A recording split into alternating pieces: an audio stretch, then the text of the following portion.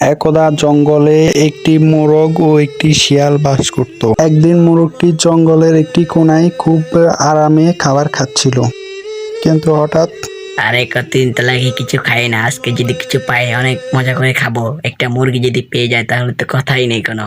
যাই কুদুর আশেপাশে যদি দেখি যদি পাই, হ্যাঁ আড়ি চাই, জঙ্গলে তত থাকতে পারে।